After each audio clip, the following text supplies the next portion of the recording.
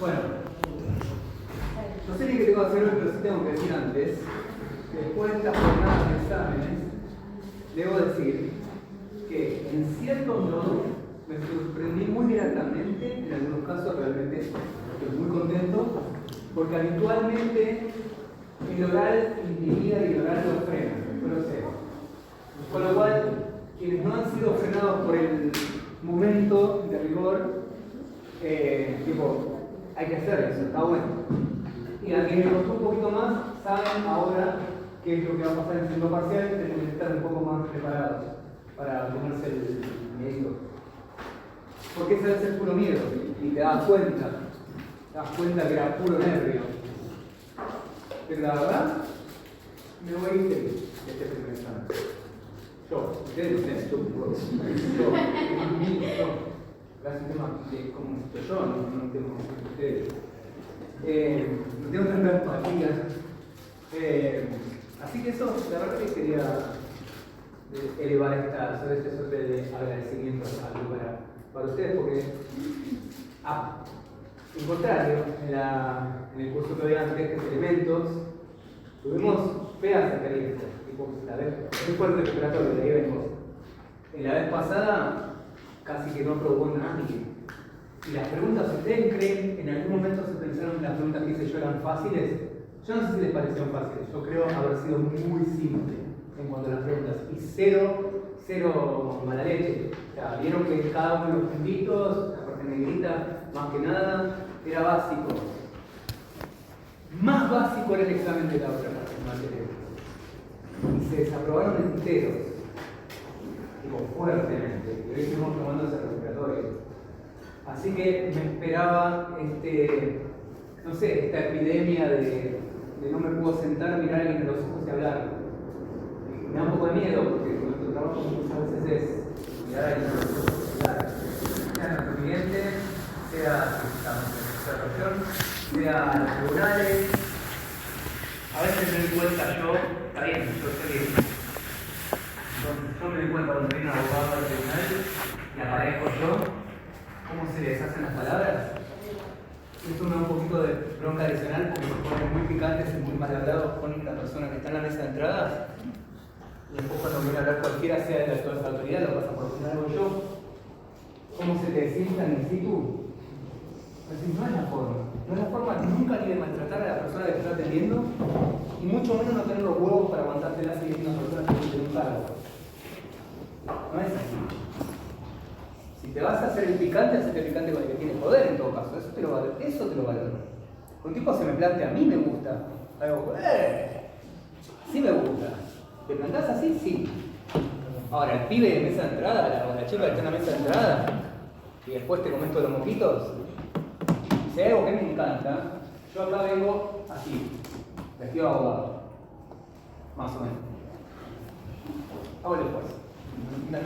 No sea mala leche, ¿sabes lo que es? Profe, yo se lo agradezco, porque cada profesor que haya ese parecido, yo personalmente agradezco que yo venga. es el lugar que respeto. Es el lugar donde devuelvo algo, y lo que este lugar me da a mí. Yo estaría en la peor de las miserias de la vida cuando estaba antes de estar en este lugar. Entonces yo acá le voy a estar siempre agradecido y que este lugar lo respeto, Para el jugado de mierda amoroso, está loco, bien pedo. ¿Viste saquito de acá? Ven. No es de No. Esto está más caro de lo que debería. Nada, perdón. El jugador tiene una gata. Es una mugre. Entonces yo me sorprendo, las cosas que tienen juzgados, súper sencillo a todos los que están ahí. Súper. Y uno va arreglado y nada que ver. Nada que ver, no es la forma, desde la pandemia todo cambió más. Ya era cada vez más tranqui, más relax. Pero con la pandemia, como la gente dejó de ir a los jugados, cuando volvieron tipo, dale. Si nos vimos en el Zoom la otra vez, se notaba que no tenías pantalones, que no te podías levantar, porque no tenías pantalones. No voy a decir lo hice, aunque.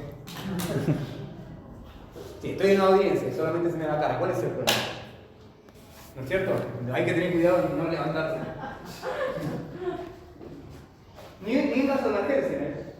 En caso de emergencia tampoco te pueden levantar.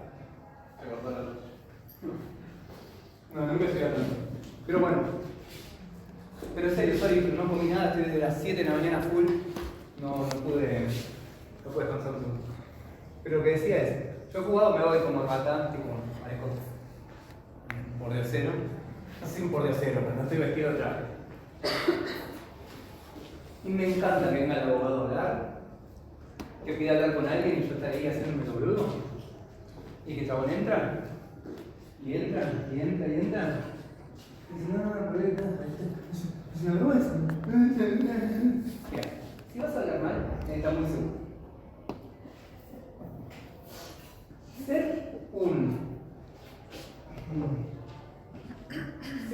picantito o un agrandado, lo que sea, es un privilegio que te tenés que ganar. Así que si vas a venir a hacerte el guapito, tenés que salir bien, ¿eh? Tenés que salir mucho. Entonces, cuando hacen eso, y de vuelta a mí se me ocurre decirle, no, porque quiero hablar con el secretario. Sí, ¿qué querés? No, porque quiero hablar con el secretario. Que te estoy escuchando, pero, disculpe, doctor. No, lo que yo decía, soy el mismo pelotudo con el que estabas hablando recién, igual de sucio. Ahora se desnuda tu reconocimiento. Eso no lo puedo. Y aparecen todas las dudas. Pues, gente, el vínculo de exponer, hablar, orar, abogar, es lo que tienen que hacer. Así que aunque me terminen odiando en algún momento y digan que porro tocó oral, lamento, porque yo todo bien, yo puedo joder un montón, pero esto es lo único que me tomo en serio. De verdad, en serio. Es lo único que lo hago por pasión y por una cuestión de querer devolver algo.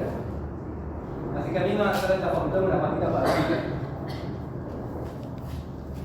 Bueno, ahora ya está, ya me descargué. Pero sí les quería decir, los quería felicitar porque ha sido muy superior a lo que habitualmente es un examen oral.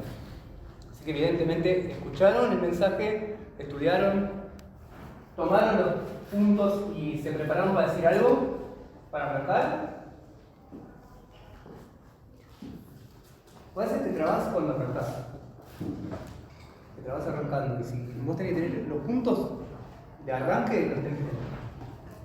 Así después sale todo, pero tenés que arrancar siempre sí o sí con todos los temas. Con todos los temas tenés que tener un arranque. Así no pasa nada. Si vos pensaste que podías jugártela, bueno, me estoy de la mitad del programa. Bueno, me hago un arranque con estos 5 temas y después no te tocas esos 5 temas, después no levantás más aunque te pregunte lo que sabías. Porque estás en la peor situación. Pero bueno, la verdad, mucho mejor de lo que pareció, así que estoy muy contento. El problema es que son una banda. Yo pensaba desaprobar mucho más gente. ¿Vos también? Son un montón. No, en serio. El problema, y no estoy mintiendo, ahora lo digo en serio, el problema sí es que son un montón. Y yo pensé que iba a caer mucha más gente. ¿Por qué lo digo? Por la experiencia que me daba la otra materia. Cuando tomamos oral y en serio que se bajan un montón y que van un montón de desaprobados y etcétera. No es el caso, así que estoy considerando seriamente modificar el cronograma para poner 2 fechas de vuelta. Porque no voy a llegar en un solo día, me destruye. Nos destruye, podemos morir. Lo estoy poniendo el porte, pero a mí me interesa morir. Todo bien. Es el mejor descubrimiento que tuve de la facultad. Ese, el frappuccino. Bueno, no sé qué tengo que hacer hoy para. Deberes de las partes. Vale. Uno, no pides un moca porque son feos los mocas. Y dos, no, los mocas, los verdes, porque tienen toda la pasta. Chai. Y 2, Matcha. sí, matcha, perdón. Matcha, ese es moca. El matcha, sí, ¿cuál le No, ponen? siempre estaba. El nombre es truchísimo, ese matcha. Es una verdura. Dale. 2, en la Igual no lista, sí. en la lista de notas, estaban todas, qué sé yo, pero la mía no aparecía. No está no pusimos No, nota en todo. no está No puede ser porque estaba en una computadora que no. Yo estoy sin computadora, se me hizo bosta y no podía entrar. Y estaba con la computadora de un amigo, así que hice lo que pude, pero después lo reviso y la subo. Ok. No me acuerdo qué era eso. La de Lego. Tampoco, porque No, te quedas tranquilo. sí. El jueves que es el RECU, Sí. solo los del RECU. ¿Qué? O sea, no hay clase. Ah, no, sí, no, sí, no. Bueno. Y es imposible. Profe, las constancias del examen. Ah, sí, es que no tengo acceso a la compu, pero me llegan al mail y yo se las mando. Yo la pedí el otro día. Sí, yo también. Sí, es que no pude entrar a mi mail para nada. Voy a ver si puedo solucionarlo ahora. A ver. Ah, estaba buscando el grupo. Ahí está. Para ponerme un poquito más. Bueno, y aparte tengo que ver derechos y deberes. Sí.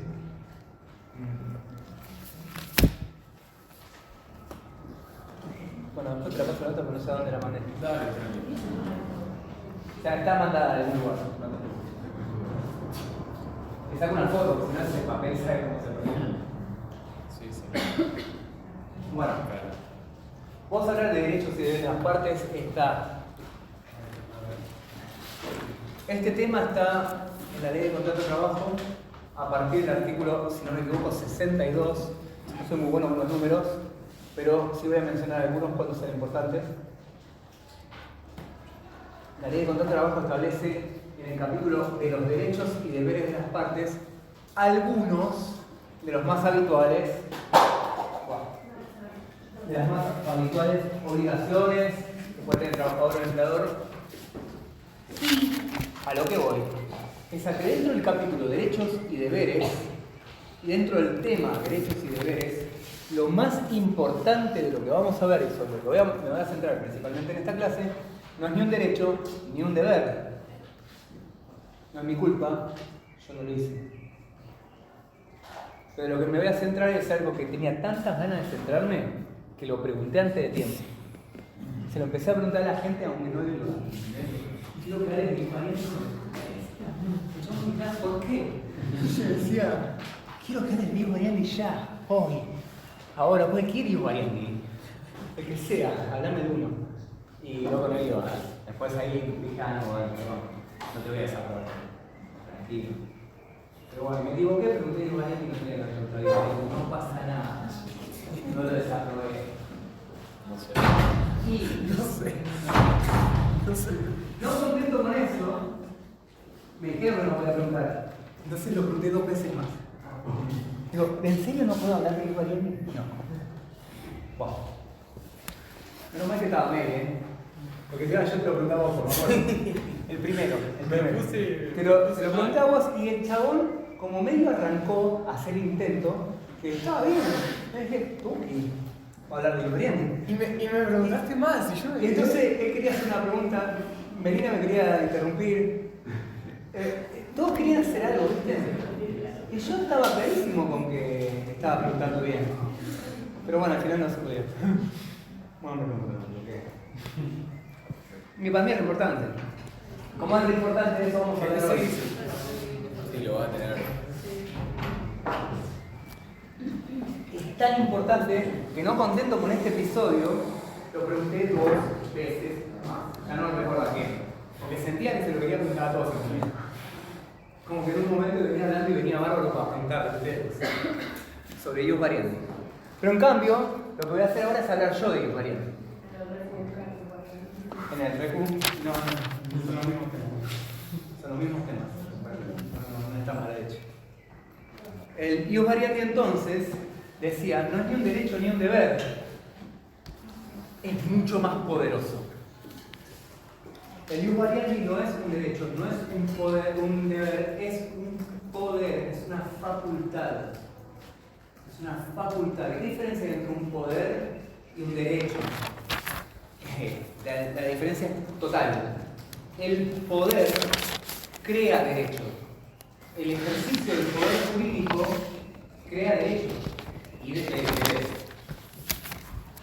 Por ejemplo, un ejemplo, esto ya lo he mencionado, pero lo voy a repetir porque esta es la parte más importante de este tema. Un ejemplo de poder jurídico que tenemos nosotros todos los seres humanos, al menos en nuestro Argentina, anda a hacerlo, dale, anda a hacerlo a Y vos, mujer. Bueno, Chuel, te quiero ver. ¿Vos que sos cristiano? Menos. Agarraste la verdad, ejercer el derecho. Bueno, pero en nuestros países, un poder con el que contamos todos nosotros es hacer un contrato. Es un poder. ¿Por qué es un poder? ¿Por qué digo que es un poder? Es un poder jurídico. Porque cuando vos haces un contrato, cuando vos a alguien te da el poder de hacer un contrato, lo que significa eso es que a vos te dieron el poder de crear derechos y obligaciones. Después, vas a un juez y le decís, ese hijo de puta me debe guita. Y el juez hace toda la potencia del Estado para sacarte dinero. Así de fuerte, yo no sé si se comprende la potencia del concepto. O sea, nosotros nos brindan ese poder jurígeno, no jurídico, jurígeno, creador del derecho. Génesis, en el principio, ¿se acuerdan? Génesis, creación. Jurígeno significa creador del derecho. El poder creador del derecho se nos otorga a nosotros seres humanos con el simple hecho de acordar. Llegamos a un acuerdo y creamos derechos. Derechos y obligaciones. Es potentísimo la idea del concepto. Para los seres privados, para nosotros como sujetos privados, eso es lo normal del poder que se nos concede. Se nos concede el poder de crear derechos y obligaciones cuando llegamos a un acuerdo, a un contrato. Hay otras formas, por supuesto. Podemos hacer otros actos jurídicos que nos dan a nosotros esta posibilidad, este poder de crear. En el derecho al trabajo está este poder específico que es un montón. Cuando nosotros vimos la dependencia jurídica, vimos esta idea de que se le da poder jurígeno al empleador, crear derecho. Bueno, el más potente de todos, sin duda alguna, es el ius variandi. El ius variandi, de vuelta, no es un derecho, no es una obligación, es un poder que cuando se ejerce crea derechos y obligaciones. El ius variandi, según el artículo 66 de la Ley de Contrato de Trabajo, es esa facultad unilateral, vuelvo, subrayo, facultad unilateral que tiene el trabajador para modificar ciertos aspectos del contrato. Y de vuelta, fíjense lo potente que es. Hacemos un contrato, vos y yo, y ese contrato que hicimos entre los dos, uno de los dos lo puede cambiar solo. Es fuertísimo. No existe en ningún otro ámbito del derecho, no hay ningún otro lugar en que las partes hagan un contrato y sin embargo una de las partes cambie el contrato. Sí puede incumplirlo, sí puede pedirle a un juez que pase tal o cual cosa, pero no puede cambiarlo solo por su voluntad. Puede hacer alguna cuestión para tratar de morigerar su responsabilidad, pero tiene que pasar un hecho, por ejemplo, fuerza mayor. ¿Se entiende, no? ¿A dónde voy? No con la sola voluntad. La sola voluntad no existe, salvo en el derecho al trabajo. Y también, ¿saben dónde existe? ¿Qué es tremendo? En los contratos que celebra el Estado, que son los contratos administrativos. Cuando el que contrata es el Estado hace lo que quiere unilateralmente y te cambia todo el contrato si quiere, no te preocupes, hace lo que quiere de verdad. Ahora, que el Estado se reserve el poder de cambiar el contrato me parece bastante esperable, como mínimo. Ahora, que lo hagamos nosotros privados, es un montón. De vuelta, esto es un montonazo. Que entre privados, en un contrato bilateral, solo una de las partes pueda cambiar el contrato sin la voluntad de la otra, es un montonazo. Es una de las características más destacables del derecho al trabajo como rama autónoma. Toda la vida se habló de la autonomía del derecho al trabajo. No, el derecho al trabajo es una rama aparte. ¿Ah, sí? ¿Por qué? Y yo he escuchado toda sarta de boludeces que no les cuento. Primeras las de la época del surgimiento del derecho al trabajo. Y porque afecta a un montón de gente, hay un montón de gente que trabaja. O sea, lo mismo que el argumento de la mosca de la mierda. Tipo, la mierda evidentemente es rica, porque ya las moscas, mis moscas están diciendo que es rica. Perrita también a veces huele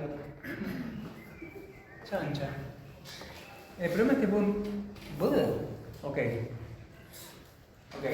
no importa, rechazo.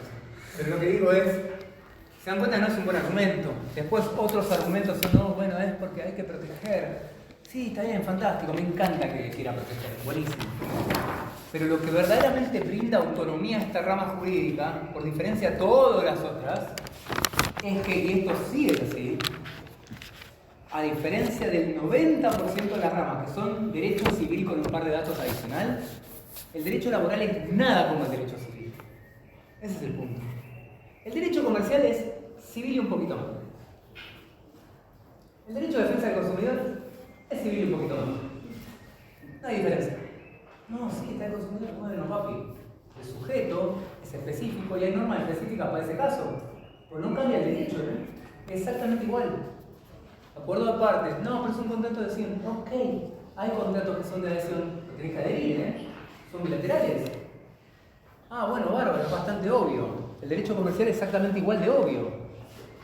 Todo el derecho societario. Bueno, crean patrimonio de afectación. ¿Tiene alguna particularidad? Para mí no sale el derecho civil igual. ¿El derecho laboral? ¿En qué lugar existe que un ser humano le imponga la voluntad jurídicamente por sobre la cabeza del otro? Eso no existe. No se da en el derecho común. No funciona así. No existe un contrato en el que las partes rompen el contrato unilateralmente y lo modifican todo y lo arreglan todo de vuelta. Muy fuerte. Ahora sí. Entonces, el empleador es el que puede modificar los proyectos unilateralmente. El trabajador es el tipo que se sujeta absolutamente al poder de una manera tremenda. Y ahí está la idea de la subordinación. Esa es la idea de la subordinación. La subordinación es, de vuelta, subordinado, uno no tiene que olvidar cuál es el origen de las palabras. Subordinarse no es, ay, sos un subordinado. Subordinar es debajo de las órdenes. Sub, como sub-cero. Ordinado viene en serio, de ordinal, de acomodado. Ordinario es acomodado. De hecho, es cómo acomodar algo, cómo ordenar algo, cómo poner en orden algo. Estar bajo la orden de alguien es precisamente, estar subordinado, es precisamente acatar las órdenes de otro. Y es tremendo. Que vos tengas que acatar las órdenes de otra persona es un montonazo. Es re fuerte. Normalmente los seres humanos, en tanto plenamente libres, no acatamos órdenes de otros seres humanos. Acatamos órdenes de organismos, entidades estatales. El Estado nos puede involucrar con una orden. Eso sí. Viene la poli, te mira a los ojos y te dice, dame los documentos. No tengo. ¿Y esa bolsita que tienes ahí qué tiene? ¿Qué bolsita, señor? Y la acatás inmediatamente, ¿eh? Pero no te la negan. O sea, no está muy duro. Sorry, no, tío. En caso de que les ocurra, digo. No, nada. Pero si les ocurriera, no. La cosa es, pero que un ser humano le dé órdenes a otro ser humano, no es normal. A eso me refiero. No entra dentro del derecho común. Está algo totalmente aparte del derecho clásico. Y ahí está el punto central del derecho al trabajo. Porque que desde el punto de vista social, material, histórico, de fuerza económica o de fuerza física, un ser humano haya subordinado a otro. Bien, sí, va a pasar siempre. Siempre que haya un tipo con más plata que otro, va a tener una persona que va a poder ejercer poder sobre otro.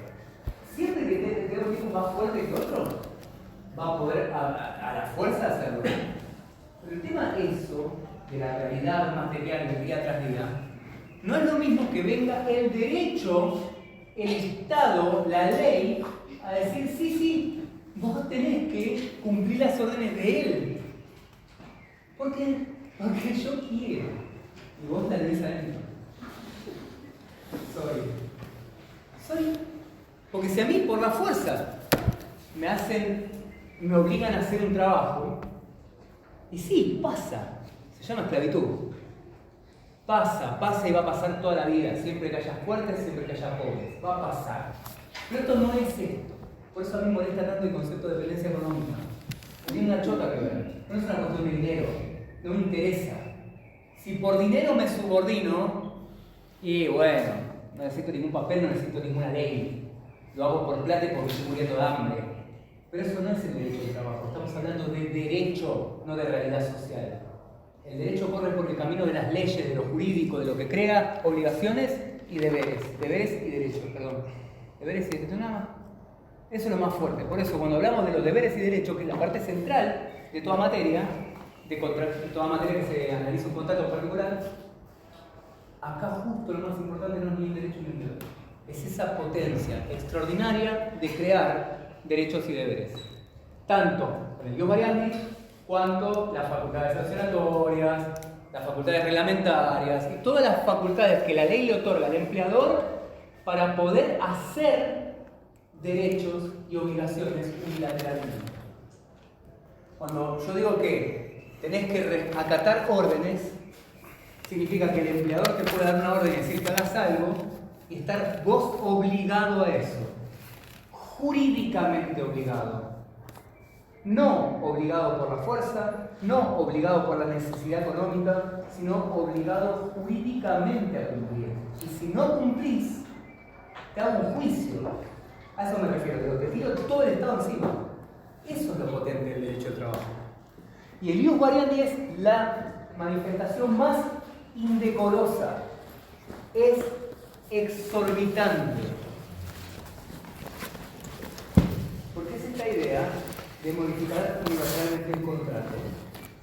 Entonces la ley le confiere este poder al empleador y luego le pone ciertos límites al ejercicio de ese poder. Obvio, entonces lo que nosotros estudiamos cuando hablamos de Ius Variandi no solo es entender que esto es una facultad bilateral, sino también es saber que la ley lo que se encarga de hacer, aparte de conferirle el poder, es acotarlo en qué marco se utiliza. O sea, cuáles son los límites del Ius Variandi. Entonces lo más probable es que uno lo que deba inmediatamente contestar es una pregunta referida a cuáles son los límites al ejercicio del Ius Variandi. Eso es lo que tenemos que estudiar ahora. Después que tome un chocolatito.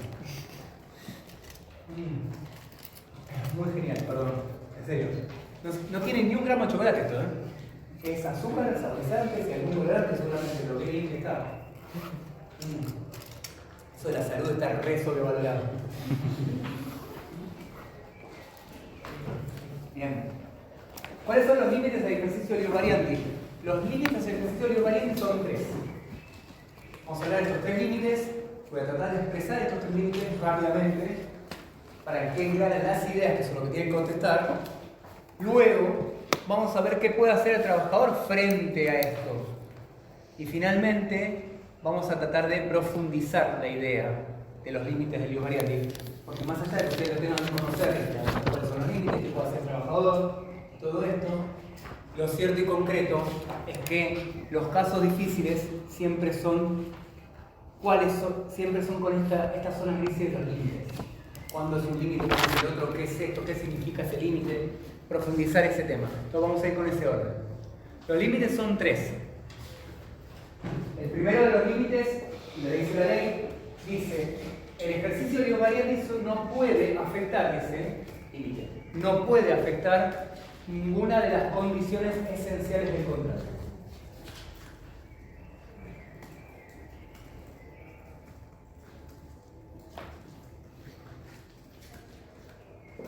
O sea que afectan modalidades o condiciones más bien accidentales, no pueden ser algo esencial. No puede cambiarse algo esencial. Ahora la pregunta es: ¿y qué es algo esencial dentro del contrato de trabajo? ¿Se seguro alguna idea de qué podría ser? ¿Las vacaciones? La modalidad, a ver, las vacaciones, La actividad. ¿la? Actividad que hace. La actividad que hace. Horario. La ubicación. Lugar, vos que hiciste la modalidad. Me gusta, estuvo bueno. Estuvo bueno. Bien. Ahora, ¿cómo puedo hacer yo para que se entienda esta idea? Bueno, lo más importante es que determinar qué es una condición esencial o qué deja de ser una condición esencial. Por ejemplo, si ustedes me dicen la remuneración es una cosa esencial, bueno, determinar si una cosa es esencial o no lo es una cuestión pura de criterio. ¿Por qué? La ley no lo dice. La ley no dice, son condiciones esenciales, 2 puntos, la remuneración, el lugar de trabajo, la jornada de trabajo, la modalidad de trabajo, como dijo el compañero. Nada de esto dice la ley. Nada. Entonces, ¿de qué va a depender si es esencial o no esencial? Bueno, on the eye of the beholder. ¿Eh? Que se le vea esencial o que está muy como abierto, como que qué es. Recontra, no puede determinarlo a prima facie, la ley no lo dice. Sí, se dice facie, no facie, y no es facie. ¿No sabes ni cómo es el prima facie? ¿No? Pero es facie es facie. Cagada de nervios. Qué bajón. No lo puedes determinar, no lo dice la ley. Todo va a depender del criterio del intérprete en cuestión. ¿Y qué intérprete nos interesa? El juez. El juez. Es decir, que va a tener que terminar tomando la decisión en caso de conflicto. La realidad es que es una cuestión del intérprete en el sentido de, bueno, ponele, vos sos abogado y vos podés decir, para mí, según mi criterio, esencial sería la remuneración. Joya. Pero el tema es, a nosotros lo que nos interesa es, en caso de discusión jurídica, de conflicto, ¿cuál es el punto? Bueno, el punto es que el juez lo va a determinar. Entonces lo que vamos a hablar ahora es de una cuestión de criterio judicial. Lo más importante de todo esto, lo central, es que termina siendo una cuestión de criterio y por ende una cuestión de puro derecho. No estamos discutiendo si la modificación se produjo, si fue muy grande o muy chiquita la modificación. Si cuando le modificó el sueldo le modificó mucho o poquito. No, estamos discutiendo si se modifica el sueldo como concepto. Modifico el sueldo, ¿eso es esencial o no es esencial? Esa es la discusión. No me interesa si lo modificaron un poquito o mucho. Lo que me interesa es que se modificó el sueldo, tocaron algo que es esencial. Para el criterio de quién? Del juez. Pero lo que podemos ver ahora, como máximo, son posturas que tienen los jueces sobre qué cuestiones son esenciales y cuáles no. Y de vuelta, lamentablemente, la postura no está ni en la ley, ni hay una jurisprudencia única, super ultra mayoritaria no discutida. Con lo cual, ¿qué voy a hacer? Les voy a decir una cosa más bien lógica, la que la mayoría de los jueces están de acuerdo, y después les voy a empezar a explicar que hay jueces que tienen una postura más amplia de lo que es esencial. Y más amplia, y más amplia, y más amplia, y más amplia. Hay jueces que por poco y esenciales te tirás un pedo fuera del lugar y es esencial. Alguien capitaliza sobre todo. Urgente, es esencial. Bueno, sí, es una esencia. Pero no en el sentido de. Bueno, no importa. La cosa es que todos los. Yo creo que la jurisprudencia cuasi unánime, menos yo, por ejemplo, o cuasi unánime, pero tampoco se puede, así que tiene que chupar huevo. Si la jurisprudencia casi unánime, o la posición mayoritaria, está de acuerdo en que la remuneración es un elemento esencial. Así sea un peso que te están tocando, ya no puedes hacer luz variante y cambiar la remuneración. Pará, tenés que calmarte. Yo sostengo que esto. Pero si se lo cambias para. Bueno, por eso lo sostengo. Pero no importa. La cosa es que yo comprendí que vamos a arrancar con él y después al final vamos a sacar de esos casos. Lo importante es, para la posición, yo digo, esto es casi indiscutible, la remuneración es esencial. Después, también se suele considerar esencial no la jornada de trabajo, pero sí el tipo de la jornada de trabajo. O sea, no te puede pasar de diurno a nocturno o a insalubre, por ejemplo. Sí te podrían cambiar dentro del diurno 1 a 2 horas, eso sí, ya no dirían que es esencial. Pero lo que te dicen que es esencial es el tipo de la jornada de trabajo. La jornada de diurna a nocturna o de la nocturna a insalubre, eso no, eso sería esencial. ¿Se entiende la idea, no? En algunos, también, yo diría que dentro de esta posición mayoritaria también está la categoría de trabajo. La categoría de trabajo también suele considerar como algo esencial que no se puede tocar. ¿Está? Porque nos acuerdo con todo. No importa, soy yo no voy a hablar de eso. Primero tienen que aprender cómo es. Y después si quieren pensamos, pero al final un cachito. puesta la categoría. La categoría laboral, como que. Si le baja el nivel, si le baja el grado, digamos. Como criterio esencial no toques la categoría, no puedes tocar la categoría de forma unilateral. No podés. ¿Qué vendría a ser esta categoría? ¿Eh? ¿Esta categoría que vendría a ser? Cuando te dicen vos sos, claro, ni aunque te ponen lo mismo. Vos sos, por ejemplo, gerente. Y después te pasan a, bueno, ordenanza. No, ¿cómo vas a pasar a gerente de ordenanza? Y vos decís, no, pero te mantengo el sueldo. No, pero no es un tema de sueldo, es un tema de categoría. ¿Viste? Entonces esa es la idea. Pero vemos la idea, ¿no? Ahora, eso es, yo creo que casi unánime, todo el mundo casi está de acuerdo. Hay jueces que tienen posiciones más amplias, y cuando me refiero a amplias me refiero a mucho más favorables para el trabajador. ¿Por qué mucho más favorables para el trabajador? Porque si el trabajador cuestiona y dice no me puede ejercer el ius variandi modificándome el sueldo, yo creo que estamos todos de acuerdo. Ahora, si le modifican una hora y en lugar de estar a las 9 de la mañana estás a las 10 de la mañana, le cambian la jornada de trabajo por una hora. Entonces eso, me parece que eso ya no es tipo intocable, es esencial, absolutamente inmodificable. Pero, bueno, en todo caso es un perjuicio. En todo caso será eso, exactamente. Pero, hablando de la esencialidad, yo no diría que la hora en que entras, el uniforme, si te cambian el uniforme, si te cambian el lugar de trabajo, si te cambian, pero te cambian a las 2 cuadras. No, si te cambian a 30 kilómetros, por sí, pero si te cambian a una cuadra, no rompas bola. ¿Se entiende por qué es tan importante el criterio de lo que es esencial o deja de serlo? Bueno, el tema es que, como les dije, la mayoría de los jueces están muy de acuerdo en sueldo, categoría y tipo de jornada. Ahora, hay jueces que tienen criterios mucho más amplios.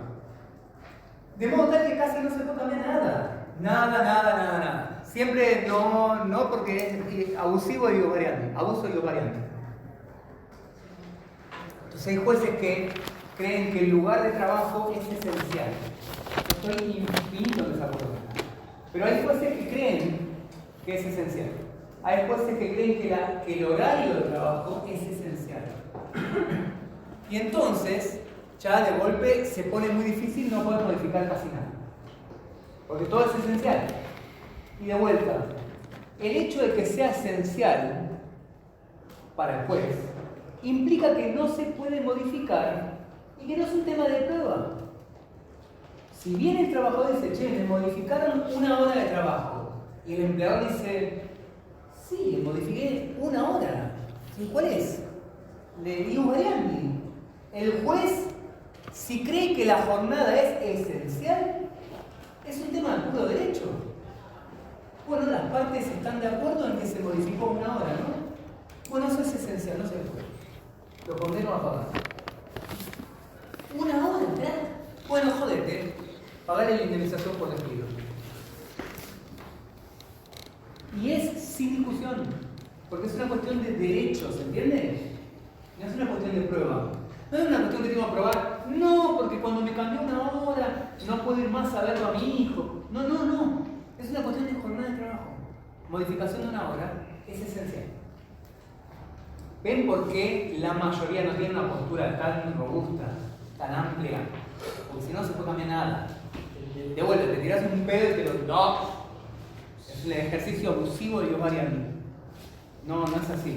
La mayoría se quedan con el sueldo, la mayoría se quedan con la categoría de trabajo y la mayoría se quedan con el tipo de jornada, ¿no? Eso sí, ahí te digo bien, si la parte viene y dice, che, me cambió de turno mañana al turno de noche, no tiene sentido. Y el otro dice, che, sí, te cambié, Dios variando, el turno mañana al turno de noche. Eso ya no suele ser una discusión de puro derecho. Porque hay pocos jueces, perdón. Ahí sí, dicen, no, sí. El tipo de la jornada es esencial. Ya está, terminó la discusión. Es esencial. ¿Se entiende lo que estoy diciendo? Pero este es un tema de puro derecho, el criterio jurídico puro y duro. Pero esta vez primero. Sí. Y si sí probás, en todo caso, el juez no dice que es esencial. No prueba, ¿eh? Ojo. Okay. No hay hecho y prueba. Esto es lo más importante. El concepto de esencial no es una cuestión que dependa de la prueba. Si las partes están de acuerdo en el cambio, digamos. Obviamente, si vos decís, me cambió la remuneración y el empleador te dice, yo jamás. Claro. Bueno, ahí sí tenés que probar que te cambió la remuneración. Pero si las partes, digo, si está probado, si las partes están de acuerdo en que el cambio fue sobre la remuneración, no hay discusión, es puro derecho. Claro. A eso, ¿dame un segundito? Sí, ¿está bien ahí? Sí, no, yo estaba yendo por el horario. Por ejemplo, Horario. me gusta. Si el trabajador le genera un perjuicio a ese cambio de horario, por ejemplo, ¿Te gusta? no puede ir a buscar al chico al colegio. Es que esto es un ejemplo clásico, lo vamos a ver en breve, sí. En ese caso, que la única manera en la que se considera abusivo el ejercicio de Variandi es que el juez lo considere oficial, no. No, porque es el. Claro, en ese caso lo que estamos haciendo es mezclando lo esencial con la indemnidad. Claro. Así que vamos a hablar de eso en breve. Pero Sí, sigamos, sí, a ver sí. si cierro alguna duda más, sí. Sí, ahora. Si trabajas de lunes a sábados a la mañana y te ¿Qué cambian. específico te pasó a vos? No. No, pero a unos compañeros de mi anterior trabajo le pasó. Y no estabas vos. No, yo sí estaba, pero no me incluyó a mí. No, es traidor. Es la chabón que estaba con el empleador. Y te dicen, no sé, venía a trabajar Los cambiaron. y te dice que tenés que trabajar lunes, miércoles y viernes a la tarde. Eso también podría ser. Esta es la discusión Considerado. lo que estamos viendo. De vuelta, un segundo. Si para vos la jornada de trabajo es una cuestión esencial, ya no importa el perjuicio, como dijo. Ya no importa el perjuicio. Porque ya esencial no se puede cambiar. Lo que es esencial, no sé. Depende del juez. Hay jueces que le parece esencial todo. Hay jueces que le parece esencial algunas cositas nada más. Lo normal, por eso le dije que tiene normal, es que los jueces consideren esencial a la remuneración, a la categoría y al tipo de jornada de trabajo. ¿Está? Porque para ellos es esencial y no se puede tocar ni para arriba ni para abajo, ni es cuestión de prueba ni de perjuicio. Es puro esencial. Y lo esencial no se puede tocar. Pero no importa. No, es esencial, no se puede tocar. ¿Bien? Perdón, me dio una pregunta por. Para antes. Me dio una pregunta por. Bien. ¿Vos? No, Sí. yo quería contar algo, que conozco una persona que hace Que no sos vos ni es un años- empleado tuyo. No, mi padre. Hace Ah. años trabaja 2 semanas de día, 2 semanas de noche. Eso es como que se puede considerar algo esencial que le están aportando. Wow, qué buena pregunta. No, qué buena pregunta. Pues tengo que aclarar algo. Lo que nosotros estamos viendo ahora está buenísimo, ahora sí. Lo que nosotros estamos viendo ahora, perdón, me parece que me pasé un poco por alto. Estamos viendo la modificación del contrato. Porque el ius variandi es la facultad unilateral de modificar el contrato. En el caso este, que vos bien decís, el contrato original ya era de los que cambiás y cambiás y cambiás. Por ende, no es que cuando te notifican otro cambio de turno, te están cambiando el contrato, porque tu contrato ya era de cambio de turno. Ya lo contenía el contrato. El tema es cuando no lo contenía y te lo quieren cambiar. Es decir, el tema es cuando vos estabas trabajando de día y te quieren ¡pum! Pasar el turno de noche. Bueno, ¿por qué? En los viajes. No seas malo, En los viajes ya está establecido. Exacto. Trabajas un tiempo En a la comidas mañana. rápidas, clásico, está establecido que te pueden pasar a cualquier sucursal. En peaje te pueden decir que cambias de turno. Ya está establecido en el contrato de antemano. ¿Es esto ius variandi? La respuesta es no. Porque no cambié el contrato. Así era el contrato. Yo no lo cambié. Yo había contratado para que vos vengas a trabajar en el turno mañana, pero también que puede ser en el turno tarde. Entonces, cuando yo digo que te cambio de turno a turno, no hago más que ejecutar el contrato a donde nos habíamos puesto de acuerdo en que yo te podía cambiar de turno a turno. Distinto cuando vos no tenías el contrato original y viene una persona a cambiarte el contrato original. Ahí es el problema de ius variandi. Igual una aclaración, porque me vino bárbaro la pregunta de la compañera, porque a veces no se entiende este punto y lamentablemente lo vemos en la jurisprudencia. Claro, lo esencial te lo dice el juez, No, y aparte otra cosa, vos entrás a trabajar, lo vemos en la jurisprudencia, sí, vos entras a trabajar en McDonald's y vos en el contrato ya sabés que te pueden cambiar de sucursal. El contrato ya es así, no te lo están cambiando el contrato es vos podés rotar, lo dice el contrato, no están cambiando a nadie el contrato. Te rotan y viene y dice, ius variandi abusivo. No es ius variandi, no es imposible. ¿No lo es? Porque no estás cambiando el contrato. Estás rotando a una persona. Entonces, ¿qué es lo único que podría ser, vamos un minuto, qué es lo único que podría ser, cuál sería tu única defensa? Tu única defensa sería impugnar el contrato original y decir que cuando originalmente llegaron al acuerdo en el que dijeron yo me someto a la posibilidad de que me manden por todo el país, ese contrato fue nulo al momento de nacer.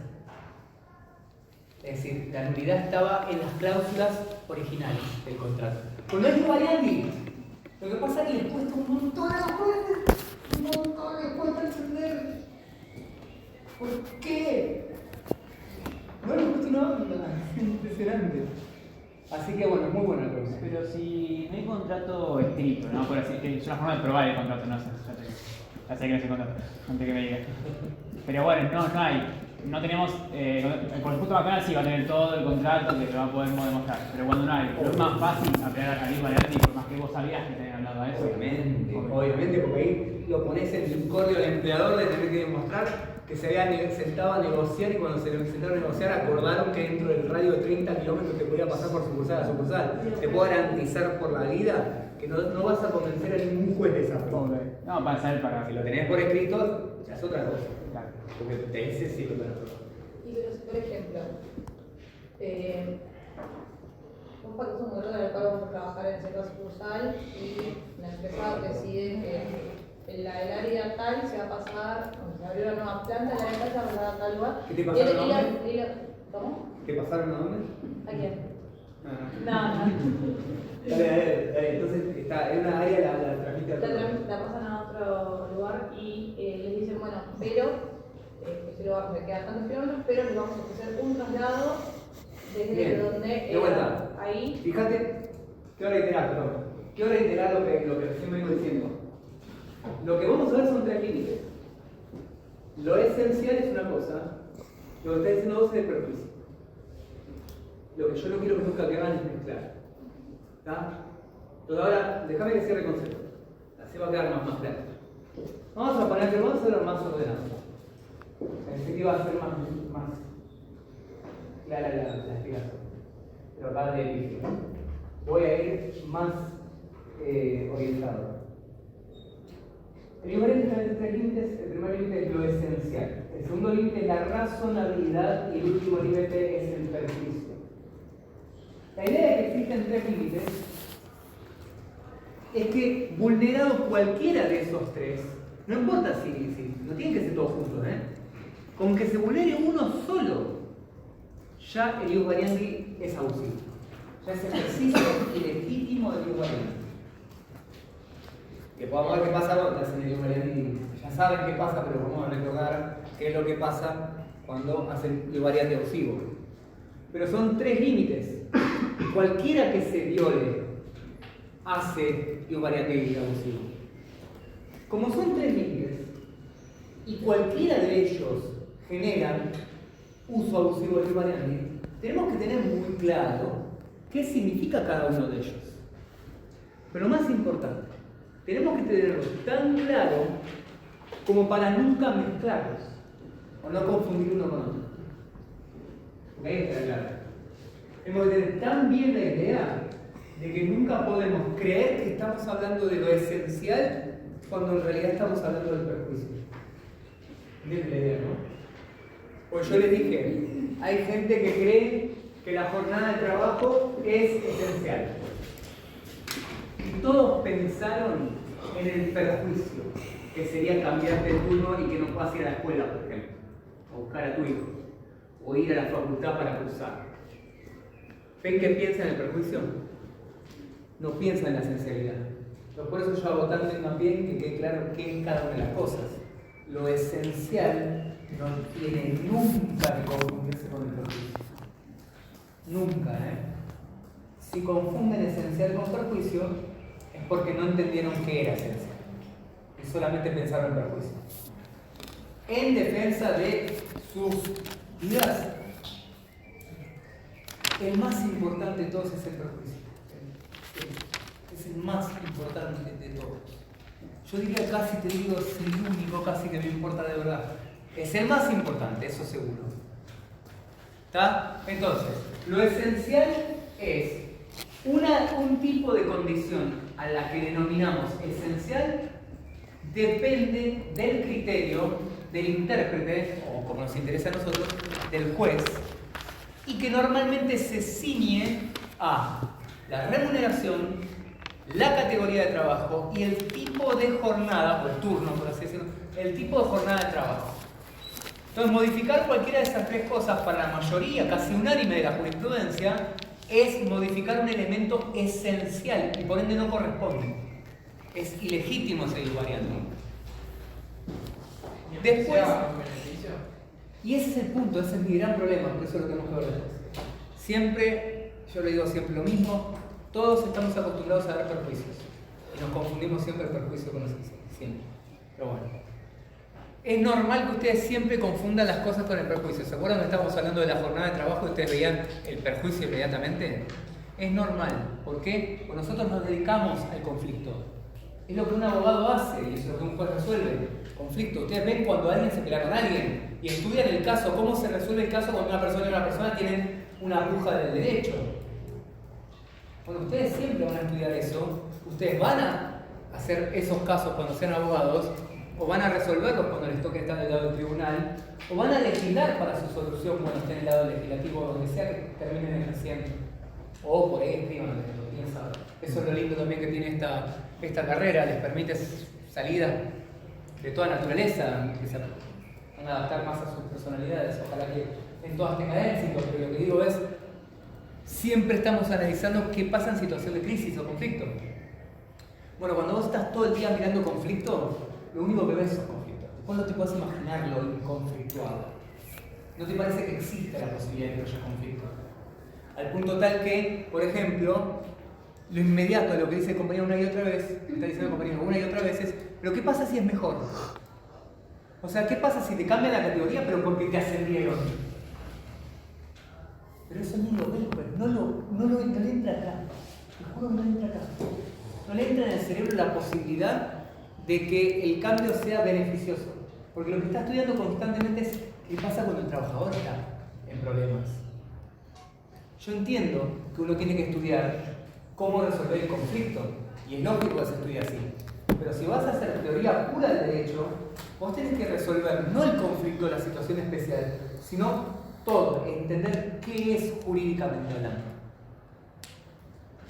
Y ahí es a donde voy con esta clara separación. La condición esencial penosamente no está definida por la ley, sino que es un criterio específico del intérprete. Y si a nosotros nos interesa lo que es el juez, es como les dije, la posición que tenga el juez respecto a alguna de las condiciones del contrato que no se pueden tocar, porque son esenciales. Y cuando el compañero me dice, pero si es tocar para mejorar, a mí se me llena el culo de preguntas y le pido perdón. Es el acuerdo ahí que está mejorar. Y la única solución, exactamente. La única solución de salida, la única salida. Ya vamos a hablar de eso. Lo que él con él. No, pero el grupo de análisis puede hacer las cosas, puede mejorarlo, controlarlo. Acá estamos trabajando cuando es en forma aplicacional, que le causa otro juicio o... Está bien, pero ahora estamos viendo esencial. Pero el humanero también tiene la capacidad del entrenador, la posibilidad de mejorar esas condiciones. Y eso no estaría juzgado ni estaría... Depende. Depende. Si vos consideras que es esencial, no lo puedes tocar. Ni para bien ni para mal. Por eso yo no estoy de acuerdo con lo esencial. O para mí sí es para mí lo puedo tocar.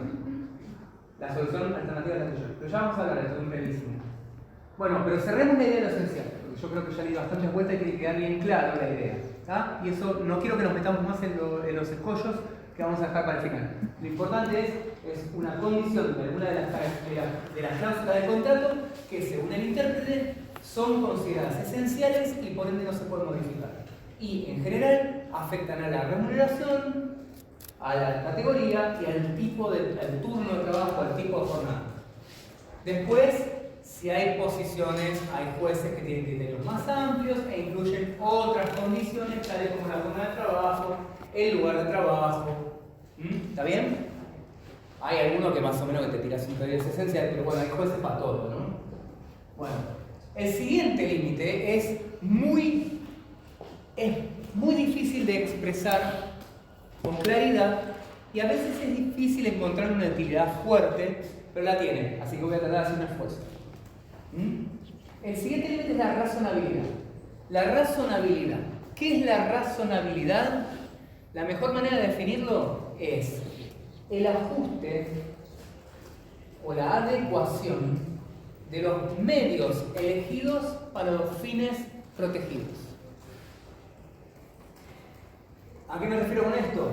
A que la ley de contrato de trabajo brinda una serie de facultades al empleador. ¿Para qué? ¿Para hacerlo feliz a él personalmente?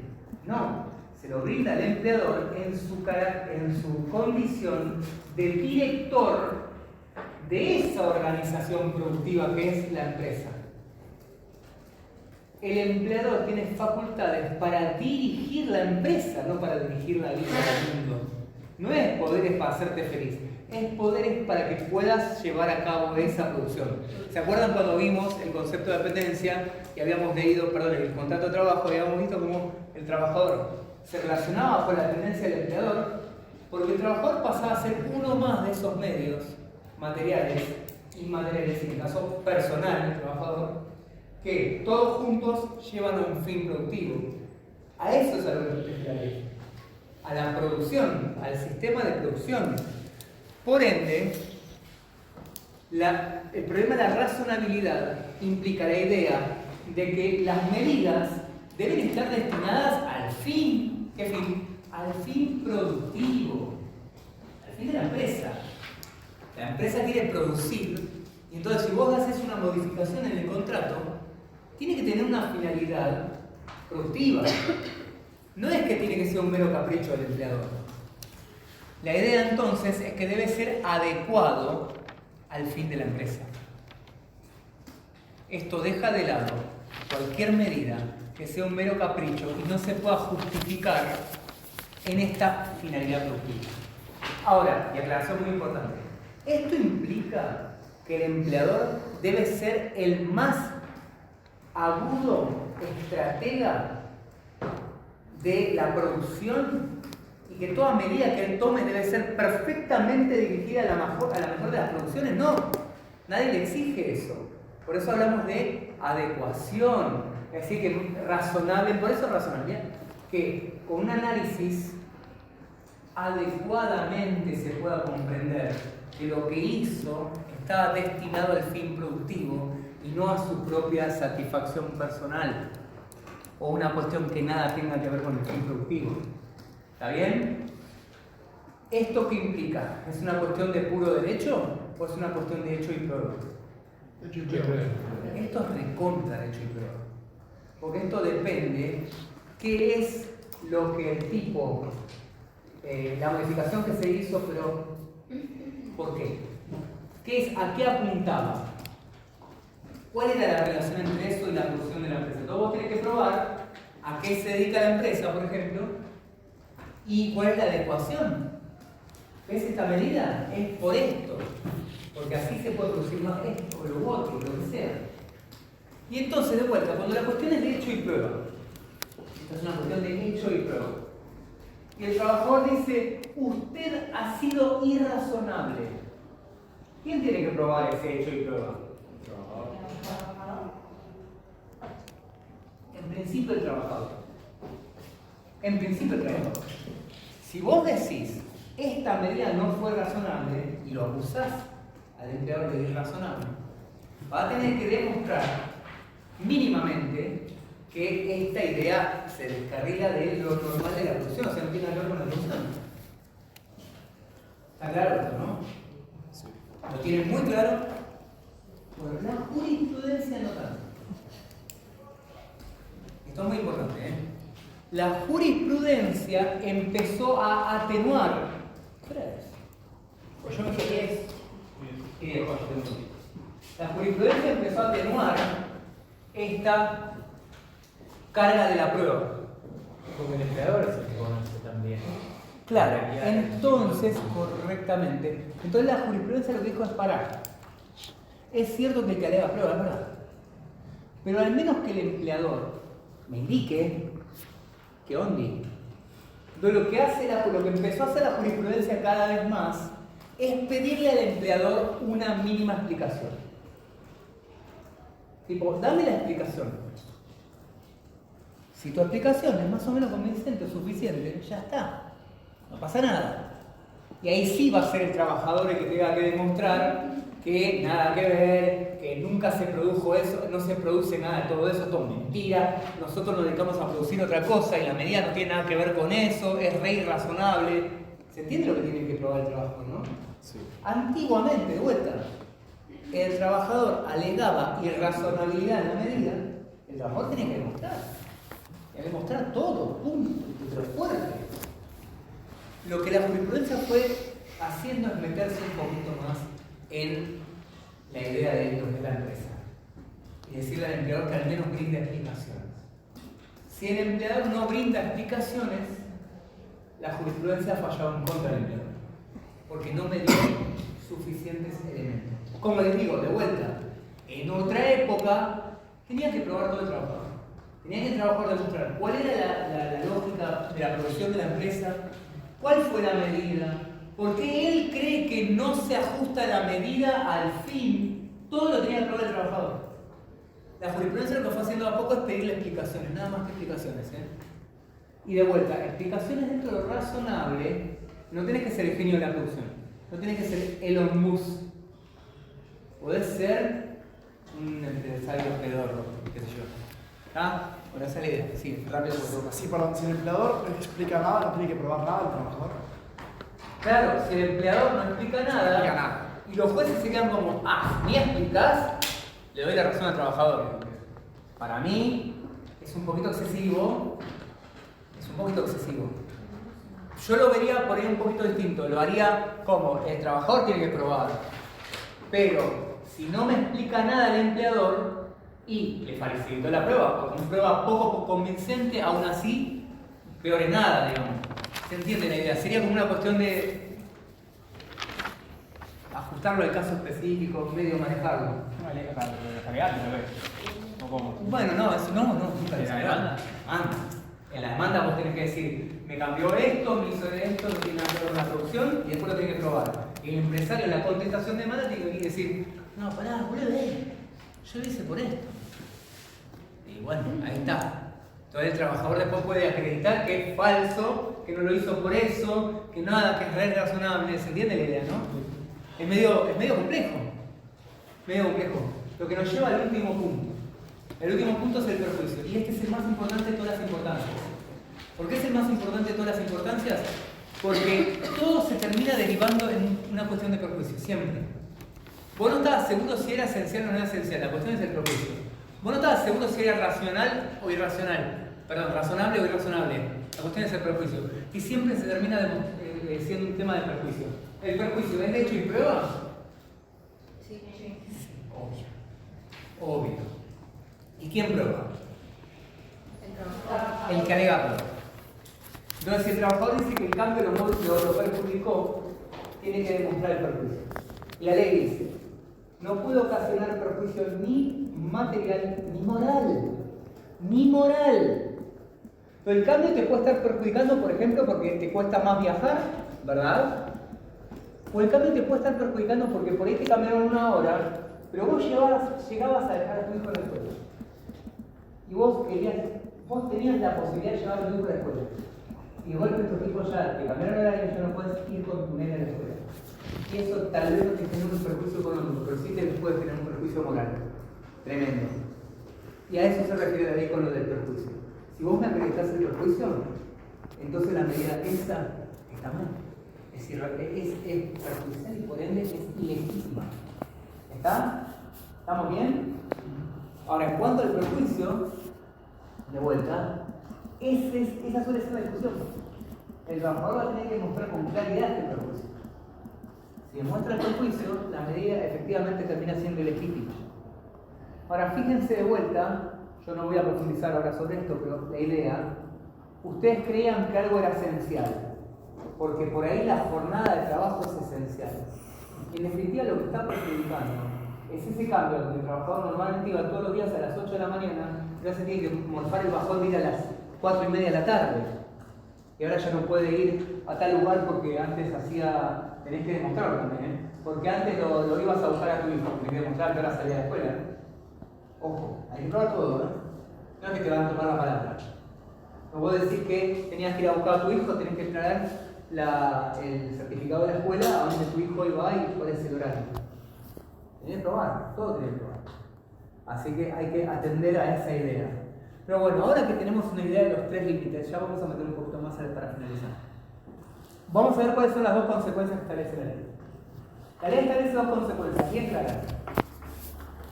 Frente al ilegítimo ejercicio del ius variandi, el trabajador, ¿qué puede hacer? Número 1, puede considerarse despedido y reclamar las indemnizaciones pendientes. Siempre me dicen, y puede, como opción, puede reclamar para que le puede intimar al empleador para que vuelva todo para atrás. A ver, ya pasamos ese punto. De base, el trabajador tiene que intimar. No es que viste que cambian de lugar y vos le decís, entonces me voy a la mierda, puto cagón. No, güey. Si te cambian de lugar, le mandás una carta al y le decís, no, pará, esta medida me genera un perjuicio porque Y el empleador por ahí agarra la carta y dice, sorry, no pasa nada. Lo mandamos pedo. Y no pasó nada. Siempre intimás. Lo que estamos analizando ahora es qué pasa cuando el empleador le chupa un huevo. Entonces decís, sí, me encanta, pero ahí no varía, papi. Así que anda a trabajar a Copland. No sé qué es Copland, pero el otro día vi eso y que es un lugar, ¿no? Entonces digo, te pasa nada. No sé ni dónde queda, pero siento que es lejos, ¿eh? Copland. Está de Urquiza. Por ahí queda. Está en Urquiza, bueno, perdón. Lo importante ahora. Superado el tema de que no te dieron bola y te quieren cambiar igual, ¿qué puedes hacer? Número 1, considerarte. Dado que usted modificó mi contrato de trabajo y pese a la intimación que le cursé a los efectos de que sin efecto, dale, boludo. La intimación que le cursé para que deje sin efecto en la modificación contractual, usted mantiene, no me deja pasar tonalidad, considerarme despedido, le voy a reclamar todas las indemnizaciones hasta la última. Y haces eso. Te consideras despedido y reclamamos las indemnizaciones como si estuvieran despedido, ¿no es cierto? Sí. ¿Es un requisito la intimación previa? 100%, 1000%, no 100, 1000.000.000%. Cualquiera que rompa el contrato, ya lo vamos a ver cuando hagamos la extensión, pero quien rompe el contrato primero tiene que dar la oportunidad de otra parte de rectificar la conducta supuestamente legítima, ¿no? Pero mirá si el trabajador se considera despedido por no le pagaron el sueldo. Es re importante que te paguen el sueldo. Vos tenés que mandar a la reunión y decir, ¿qué onda, boludo? Chabón. Soy la guita, boludo. Digo, toma el sueldo, no, madre.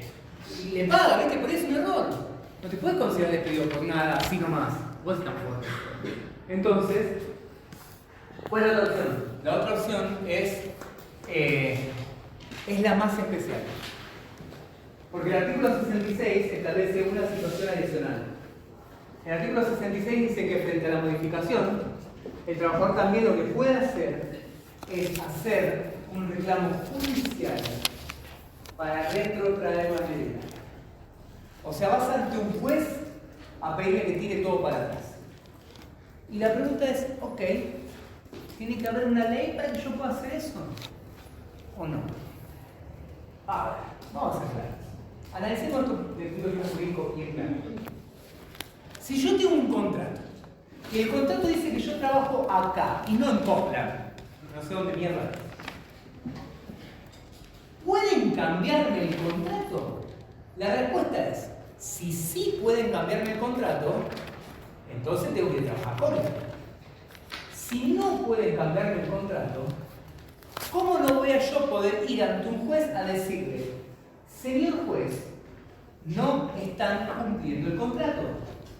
Yo tengo que trabajar en Palermo, no en Copland. Intime o obligue al empleador a que cumpla el contrato. ¿Cómo no voy a poder hacer eso? Se llama cierre cumplimiento contractual. Es normal, es lo más normal del mundo, existe siempre, nunca no existió. Cualquier contrato se puede exigir acción de cumplimiento de contrato. Vos tenías un contrato, por ejemplo, compraste un auto, pagaste y tienes que dar el auto. Vas y haces un juicio. La acción es para que cumpla el que tiene el auto y aparte lo paguen los juicios. Normalmente se caracteriza como daños y perjuicios. En laboral no hay daños y perjuicios. Pero ¿podría yo hacer el cumplimiento contractual? No, ¿por qué no? Entonces, ¿por qué la ley te lo exige o te lo dice? Por dos razones. Razón número uno. Porque históricamente la ley lo permitía, así como decimos nosotros ahora, como está ahora, exactamente igual, como dice ahora la ley, artículo 66, la ley permitía hacer un juicio. Pero en el año 1976, esa partecita que decía que podías hacer un juicio para que te retrotraiga la medida, se derogó. Y como se derogó, la mayoría de los jueces entendió que le habían prohibido al trabajador hacer juicio. O sea que lo único que podía hacer el trabajador era considerarse despedido. ¿Se entiende? ¿Por qué? Porque la ley original, en 1974, decía lo mismo que dice hoy. Te podés considerar despedido o podés hacer un juicio para retrotraer todo, en el 74. En el 76 se derogó la opción de hacer el juicio. Solo podías considerarte despedido. Entonces los jueces interpretaron que eso significaba que el trabajador no podía hacer juicio para exigir el cumplimiento del contrato. Solo se podía considerar despedido. Hasta el año 2008 o 2009, no me acuerdo. 2006. ¿Qué? ¿16? No, 2006. Ah, 16. Entonces de 2006. No estuvo tan lejos. Es que no me, porque después muchas normas se cambiaron eso. De 2006 a 2009 se cambió mucho. En el año 2006 la ley se retrotrajo exactamente igual como estaba en el 74. Y volvió la opción, las dos opciones. Entonces, ahora por eso lo estamos viendo. Como les digo, ¿podía hacer juicio? A mi modo de ver, obvio sí. ¿Pero lo derogaron? Obvio sí. Podía igual. ¿Por qué? Porque la acción de cumplimiento de contrato existe. Está en el Código Civil, normal, existe para todo el mundo, para todo contrato. Y entonces, ¿la derogación no tenía significado? Claro que tenía significado. Por la segunda de las razones por las cuales es tan importante. Porque el artículo dice, podés hacer una acción para que te cumpla el contrato, es decir, retrotraer todo, ¿no? Número uno. Pero aparte dice, esto lo vas a hacer por un juicio sumarísimo. Y acá está la característica, lo que decía la ley original, lo que dice ahora. Vos podés pedir que ante el juez que retrotraiga todo, pero en un juicio sumarísimo. Y esa es la razón que justificaba que haya una norma específica. Sin eso, no te queda otra más que hacer un juicio ordinario. No podés hacer un juicio sumarísimo. Pero fíjense que derogar esa posibilidad del juicio sumarísimo para los jueces fue, entonces no tiene derecho nunca más. Tuki. Si te molesta, considerate despedido. ¿Se dan cuenta? Bueno, la ley hoy lo permite. Lo que dice entonces son las dos opciones. Una opción entonces es retrotraer todo mediante un juicio sumarísimo. Esto es ser un cabeza de termo que solo vivió en Capital Federal. Porque el juicio sumarísimo existe en el Código Procesal Civil y Comercial de la Nación. Pero hay un montón de provincias que no tienen juicio sumarísimo, que tienen otro tipo de juicio, juicio de apremio, juicio sumario, juicio abreviado, tienen otros nombres. ¿Qué es lo que tenía que haber dicho la ley? Procedimiento abreviado, exacto. Procedimiento de conocimiento, proceso de conocimiento abreviado. Es decir, un juicio sumarísimo. En capital, digo, en el Código Procesal. Lo que tenía que haber dicho, si no es más fácil, un juicio sumarísimo o el que haya en la legislación procesal de cada provincia. Con esa aclaración ya estaba, boludo. Y aparte ya estaba así en el artículo 27 otro norma. No había que pensar, ni siquiera había que pensar, la puta madre. Odio cuando modifican la ley y no llaman a una persona que sepa modificar la ley. Tipo, yo no tengo una peluca, ¿querés cambiar la ley? Cambia la ley, amigo. No sé, sos el presidente, haz lo que mierda quieras. O los legisladores. Llámame a mí. Yo te enseño a escribir, boludo, porque esto se escribió con las pezuñas. La ley de base la escribió con las pezuñas, ¿no? Inconstitucional. Bueno, nunca. ¿Viste? La cosa es, no solo eso, el artículo 166 te dice que puedes hacer un sumarísimo y te clava una medida cautelar. Y te dice, y aparte puedes pedir una medida cautelar para que inmediatamente tú te lo retrotraiga atrás el juez. ¿What? Sí. Para gran parte de la jurisprudencia, que no me incluye ni un pedo, para gran parte de la jurisprudencia es una medida cautelar automática. Si vos lo único que tenés que hacer es venir y decir, sí, me hice una modificación ilegítima de ius variandi porque me cambiaron algo esencial. Y si el juez ve que es esencial, automáticamente ordena la medida cautelar y le mando sin traslado de demanda, No es ni siquiera un sumarísimo, es la cautelar. Y después discutimos en el sumarísimo. Tremendo. ¿Se da en la práctica Todo el tiempo. Se dio muchísimo en la pandemia, también, tremendo. Bueno, pero si hay verosimilitud en el derecho y pedir a la demora, ¿no puedo hacer eso? Ni siquiera te piden verosimilitud, te lo consideran automático. Ah, ok, bueno, entonces lo consideran automatiquísimo. Bueno, cierro con una cosita, pero voy a cerrar con esto. Esto es muy importante. Tengo unos minutitos para poner un ejemplo final. A ver si todo esto se va redondeando y la clase que viene vemos cómo que queda. Fíjense este ejemplo que es tremendo. Es, número 1, un ejemplo real. Número 2, un ejemplo de otra época. Así que tienen que tener consideración. Acontece un caso real. Acontece que en un lugar que pudo o no haber sido una estación de servicio de la zona de línea, el dueño de la estación de servicio decidió hacer un ejercicio de ius variandi. Decidió hacer un ejercicio de ius variandi y modificar un elemento del contrato de trabajo de aquellas personas que estaban en la expedición de la gasolina. Ah, bueno, ¿por qué así? El chabón que tiene el palito normal. Entonces, era mal. La manguera. Entonces, la pregunta es la siguiente. Hizo una modificación. Vamos a tener que ver si la modificación es legítima o ilegítima, ¿no es cierto? Es decir, si el ejercicio de ius variandi fue correcto o no. ¿Cuáles eran los tres límites? Tiene que ser, primero, tiene que ser condiciones esenciales, no puede tocar. Tiene que haber razonabilidad y tercero, no tiene que haber perjuicio. ¿Estamos bien? Pues les cuento la modificación. El chabón decidió, que era muy buen plan, cambiar el uniforme de las mujeres que estaban trabajando en esa posición al siguiente, 2 puntos. Tenían que tener, esto es real, calzas blancas y ropa interior negra. Una trabajadora no le gustó y dijo, ius variandi abusivo, no me puedes cambiar de uniforme y hacerme unas calzas blancas y una tanga negra. Eso es lo que dijo y es real. Entonces la pregunta es, vamos a analizar ius variandi. ¿El uniforme es una condición esencial? No. Nunca jamás. Te puedo garantizar que esa no te acompaña nadie. Nadie diría nunca jamás en la historia de la vida que el uniforme es esencial. El uniforme se cambia como más mierda quiera quien quiera. ¿Por qué no? Saquemos eso. Vamos a la razonabilidad. ¿Fue razonable el cambio? Improductivo, sí. Sí. ¿Podrías decir que atraería más clientes? Bueno, les cuento. En el caso, el empleador demostró, tu palabra especie de gasolina, que desde el cambio del uniforme incrementaron un 30% la expedición de nafta en una estación de servicio típicamente especializada. ¿Viste la que van taxistas principalmente? Me parece que era de GNC, ¿o no? Creo que era GNC. Creo que era GNC. Agarraron un 30 plus, tomar en tu cara, aguante el tangazo le llamaron. 30 plus. Subieron la productividad, boludo. O sea, ¿qué es lo que se analizó en la razonabilidad?